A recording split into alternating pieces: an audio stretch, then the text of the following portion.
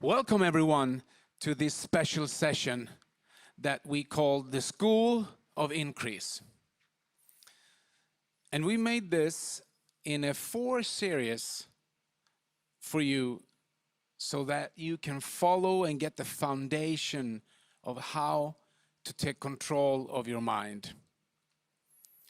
Because we know there's a lot of you out there that just recently joined and haven't been part of Sunday school or anything else. So we want you to get the foundation.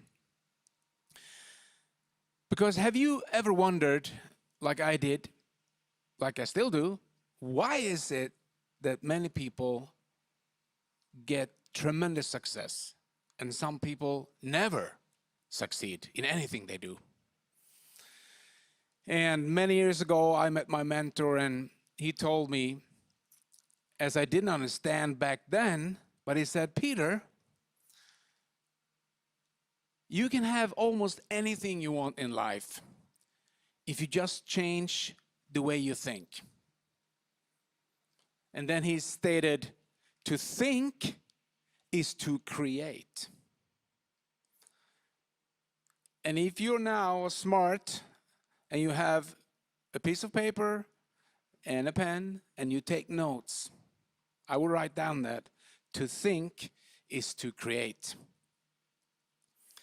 And in this series, we'll go through how to set goals and how to overcome fear, because fear is the denominator for failure. And 95% of most people, they based their decisions based out of fear. Why is that? So we'll go through this in a couple of minutes here and give you the foundation on how everything works. So this is the thing. We all think. We all have a brain.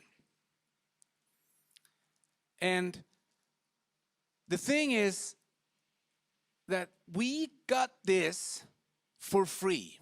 We got a mind that is so powerful that it can change currencies all over the world. A mind that's so powerful that could be your best friend, but it can also be your worst enemy. And this is how it works. You know, most motivational speakers, they talk about positive thinking. That's all good, because it's a good start with thinking positive. But they never talk about the foundation, which we'll go through here today.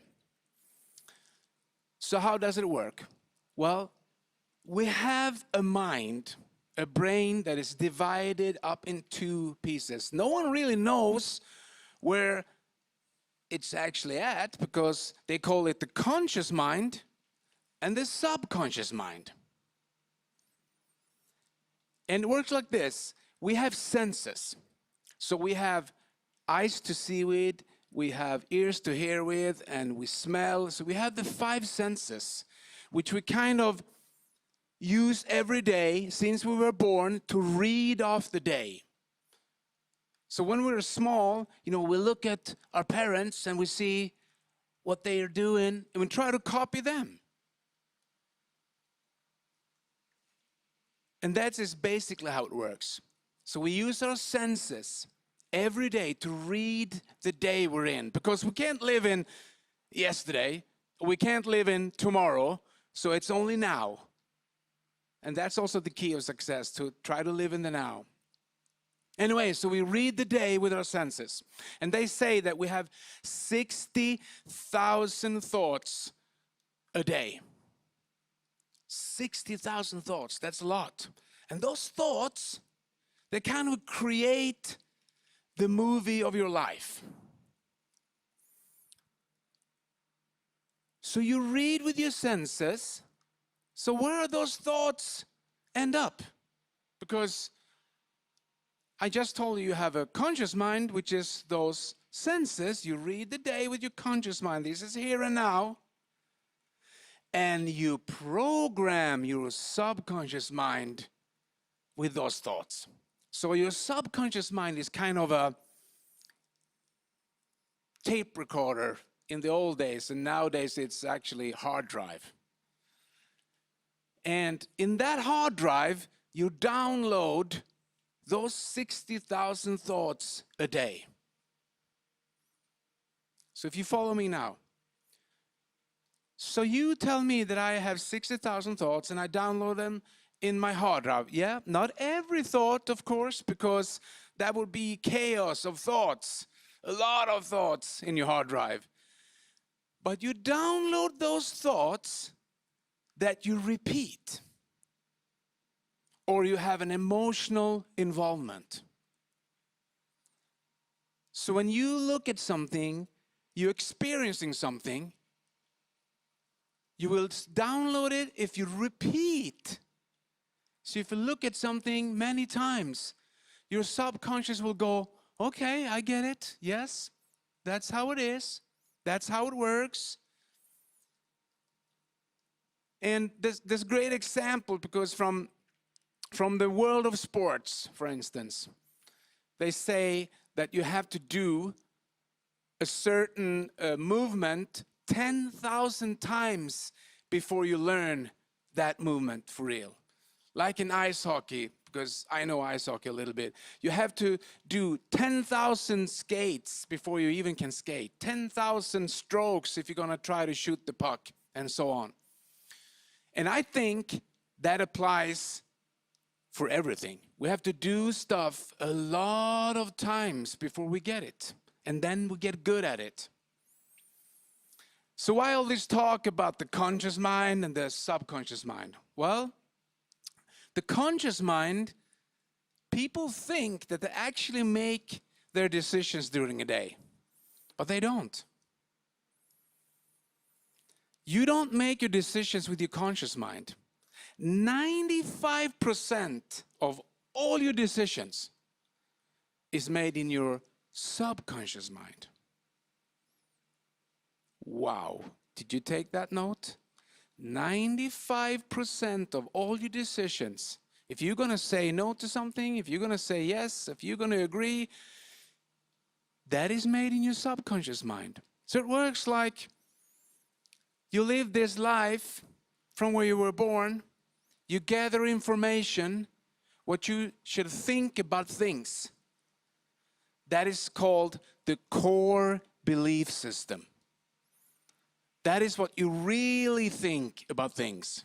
You can try to fool yourself, but your core belief system is all those thoughts programmed into your subconscious mind up until today. And that made it very clear to me when I realized that I was never taught in school how to set goals or how to motivate myself or how to think positive. It was never about that until I met my mentor. And he said, Peter, if you just change the way you think, you can have almost anything in life. And I was a chaos on two legs. I was a wreck. So if I can do it, you can do it. You just have to have that urge to change. Anyway, so back to the conscious versus the subconscious mind. If 95% is made in the subconscious mind, that's what we need to change. And how do we do that? That's the question. How do we change it? Well, there's only two ways. Listen and read. So, listening and reading. So if you have a certain set of values, what do you think about things? Probably someone else put that inside of you, not you. And then you come across a business like this or anything, in life. Maybe you, like I ended up in a crisis in life where I had to choose to change. And you learn the principle behind the power of thought. So when we start changing our subconscious mind, because we have a hard drive of opinions, what we should think about stuff, anything in life. If we want to change that core value that we have, we need to start putting some new information inside. And that takes time. So most people, during their change, they think it takes too long time, or they come across too much fear thinking, and they quit. Right before they're going to have some real success, they actually quit. Because they go back to the old thinking, to that fear-based thinking. So when we change our subconscious mind, we do it with our conscious mind. So we start reading stuff. What should we read? Well, read biographies of successful people, or read books where they talk about principles, or listen to people who have done something. They can tell you how to do it. And if you do that all over again, over again, over again, you will start reprogramming your subconscious mind. And if you have an emotional involvement, it's even better. That's why we talk a lot about goals. And that's why most successful people set goals. Because I think 95% of the population never set any goals for themselves.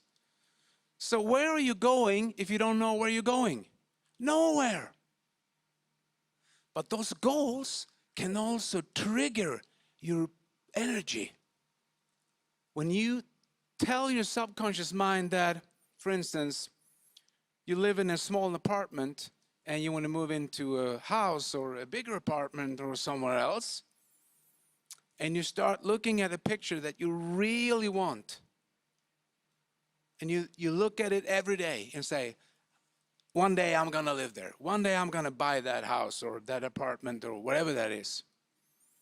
And you start repeating that. And you're putting some new pictures inside. Your conscious mind will go like, okay, I understand. And it will make stuff easier for you to achieve that goal. It's not only about programming your subconscious mind, but it's a big foundation. Of course, you need to take action. You need to go out and, hassle. You need to do stuff out in the world, of course. But this is the basic foundation. It's also interesting how it works, because if you look at your conscious mind versus your subconscious mind, if 95% of all decision making is in the subconscious, where you put stuff in. You put stuff in all the way up to today, and then if you make your decision to change, because if you don't change, you will have the same things that you already have today. So if you want something new, you need to change.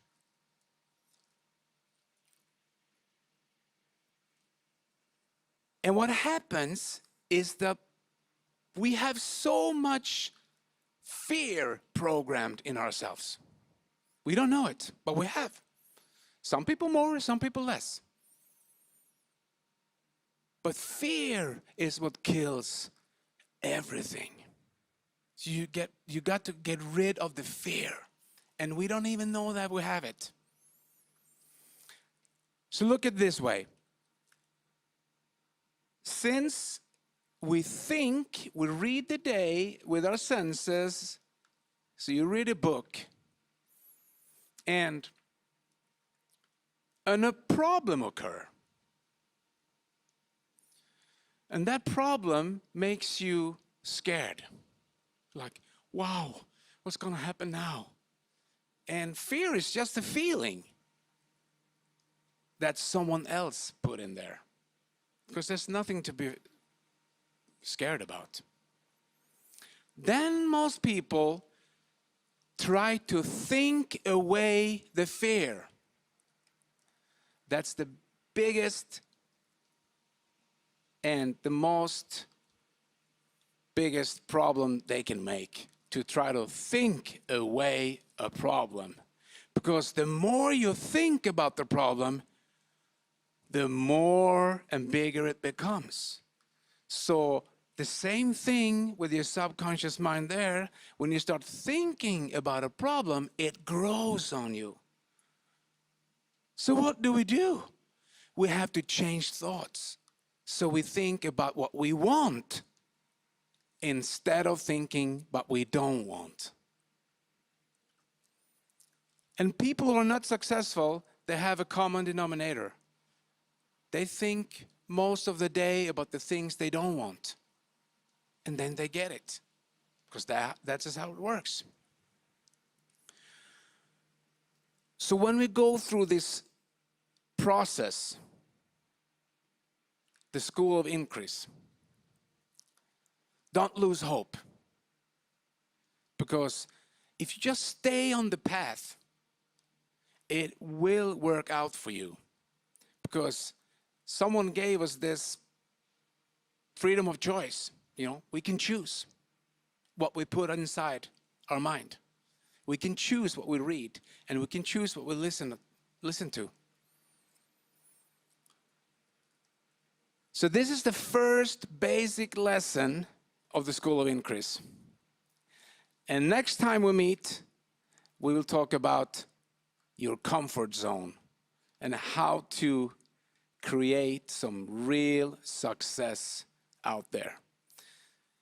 So guys, if you do this, your best of your life will be the rest of your life, because you're not who you think you are who you think you are.